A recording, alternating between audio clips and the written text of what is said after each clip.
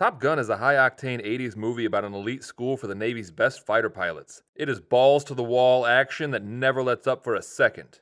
So strap in and feel the need for speed as we take the highway to the danger zone.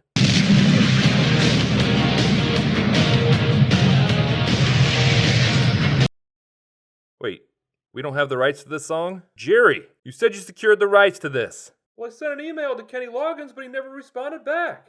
You sent an email? That's not how this works, Jerry. Well, I need to play something, so what do we have the rights to play? Why are you handing me a cassette tape? Where are you going? So what do we got here? Freeway to the Deadly Sector by Benny Loggins? Alright, let's get this over with. Flugzeug gestartet. Sie sind wie ein Autos im Himmel. Amerikaner sind Hunde. Wir wollen den Wunsch schnell sagen. Freeway to the Deadly Sector.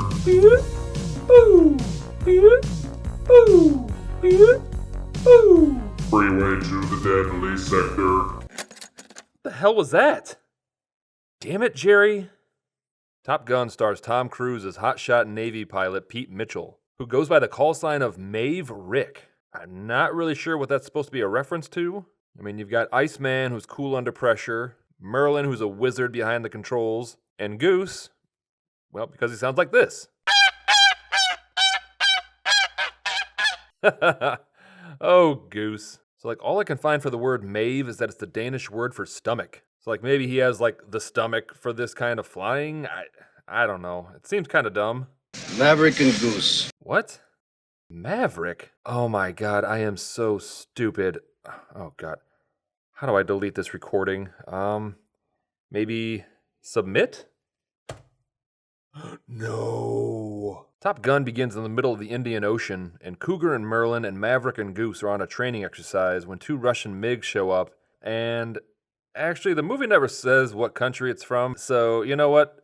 We're just gonna say they're Canadians. So Maverick is the pilot and Goose is the radar intercept officer, and being a fighter pilot seems really dangerous. You've got MiG-1. I'm going after MiG-2. I lost him in the sun. Shit, what's he doing? You got him, Merlin? You can't see anything. Their chairs don't swivel, they have to try to look behind them. When I'm at a diagonal intersection that doesn't have a stoplight, I panic not knowing if a car is coming. I can't imagine being in a jet and trying to do that. So there are really two scenes at work here. One is a battle between life and death with everyone missile-locking one another and potentially starting World War III. And the other scene is a fun, light-hearted pissing contest between rival nations. Greetings. Maverick and Goose are on the light-hearted fun side of things.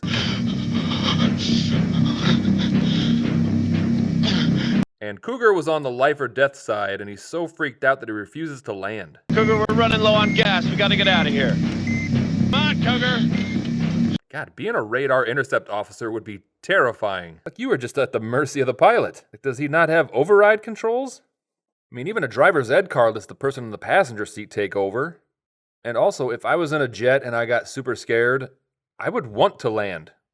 I would want to land as fast as possible and then never be in the sky again. Maverick defies orders and flies back to help guide Cougar in and gets reamed for helping his friend to not die? Your ego is writing checks your body can't cash. Brenda from the bank just called. Your mouth is overdrawn and your butt just took out a second mortgage on the house at 9% interest rate, and your kneecaps just invested in Bitcoin. And in the same breath, Stinger calls Maverick and Goose out for being loose cannons who are going to get someone killed, and then immediately tells them that they're going to Top Gun. You two characters are going to Top Gun. If I was Maverick and Goose, my confidence level would just be all over the place right now. The Top Gun program is an elite school for the top 1% of Navy pilots. And you know what? Forget being an awesome fighter pilot. If you can land a jet onto a boat and attach a hook to a giant rubber band, then that's impressive enough. Oh yeah, you shot down a MiG? Yeah, that's cool. I mean, we have guidance systems and shit, but did you really park that baby onto a ship in the middle of the ocean? That is awesome. And so Maverick arrives for his first day of Top Gun training, and he does so in the most Maverick way possible. Tower, I am unable to land as there is an asshole on the runway. Please advise. Copy flight. You'll just have to make another pass and hope that he clears the runway. Tower, I do not have enough fuel to make another pass. Oh God, flight, I just lost both engines. I am going down. Pete, I am going down. Tell my wife and daughter I love them. Yeah, airplanes. Yeah. Maverick meets Charlie Blackwood at the bar and gets rejected, but since it's the 80s, he brushes himself off and follows her into the ladies' room to try to woo her again. And if Maverick tried this today, he would definitely be on some kind of sex offender registry. And the next day, we come to find out that Charlie is a civilian Top Gun instructor. Yikes. Like, imagine you just accidentally walked in on a coworker in the bathroom. You wouldn't be able to make eye contact with that person for weeks. Tom Skerritt's mustache plays Mike Viper Metcalf. Viper is the commanding officer at Top Gun, and he was the first person to win the Top Gun trophy. We learned that Viper and Maverick's dad were combat buddies, and hell, Maverick should have this contest in the bag. If your dad has a combat buddy who comes around every now and again, I guarantee you that dude would help you dispose of a body, no questions asked. On the first Top Gun training flight, the students have to try to achieve missile lock on their instructor Jester, who is played by the always reliable Michael Ironside. Now, in my next Karate Kid video, I made a comment that made it seem like Michael Ironside always plays villains. And really, in my memory of watching him as a kid, he was always a bad guy. I realize now that he wasn't. I just assumed he was an asshole in everything that he played. And my young brain made that assumption based solely on the fact that he always looks pissed off. So that's Distracted Nerd, judging people based solely on appearances for over 3 decades. And Maverick performs a sweet braking maneuver and Jester flies past him, and Maverick manages to gain missile lock and win. But then Maverick defies orders and buzzes the tower, and everyone is pissed at him again, and rightfully so.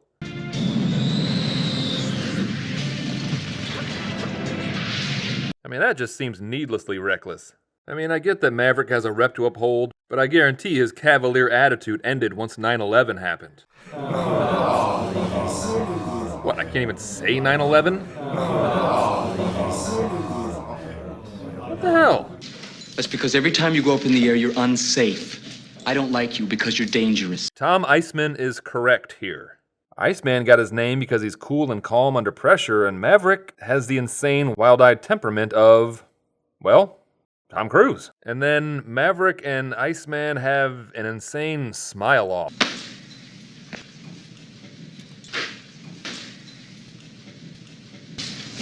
I'm not gonna lie, it's a little weird. And Maverick and Goose get chewed out by Viper, and poor Goose. He's constantly at the mercy of Maverick, even when they're on the ground. So tensions between the two groups are at an all-time high, so they settle in the only way fighter pilots know how. Volleyball and sweats and jeans. You know, if I'm gonna be staying in San Diego, I wouldn't even own a pair of sweats, let alone play volleyball in them. In my house, if I have a blanket over my legs and I get too warm, I feel like I could die. I can't imagine being on the beach. I mean, Goose is wearing a bathing suit at least, but then he has a sweatshirt with cut-off sleeves. What is happening? Like, they have wrist braces, so this was not an impromptu volleyball game. They knew they were going to play volleyball. And okay, that may not be a sweatshirt, but it still looks like it's made from a pretty hefty material. It's got to be like 50% polyester and maybe like 25% Dacron or something. So Maverick goes to Charlie's house, and they take each other's breath away. I guess by erotic asphyxiation, but they never actually show that, which is understandable. I mean, this is a PG movie.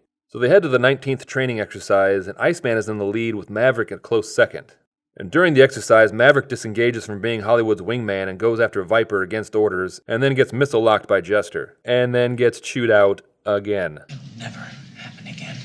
You know, Goose is in a toxic relationship with Maverick. Maverick keeps f***ing up, costing the both of them, and then just apologizes and says he'll change, and then he does the same thing the very next day. All while Goose is trapped in his little baby seat in the back, can't do anything, can't even see. Windshield's all fogged up, going super fast. Alright, then we get to the moment we've all been dreading. On a routine training flight, both engines go out in Maverick and Goose's plane. And when they try to eject, something goes horribly wrong, and Goose, sadly, does not survive. He left behind a wife who loved him, and a son who will now have to grow up without a father. It is one of the saddest moments in movie history. So this tribute goes out to Nick Goose Bradshaw. Rest in peace, Goose. We'll see you on the other side, buddy. Oh my god. Who is playing the Goose sound effect? Oh my god. Turn it off! A man has just died. Turn it off! Oh my god. I am so sorry about that. I have no idea what that was. Oh jeez. Alright, we will get that fixed. I apologize. Let's move on for now. So Maverick has lost his nerve and he's getting ready to quit the Navy. Okay, Tower, I'm coming in for a landing. Oh my god, Tower, there's an asshole on a motorcycle in my landing path.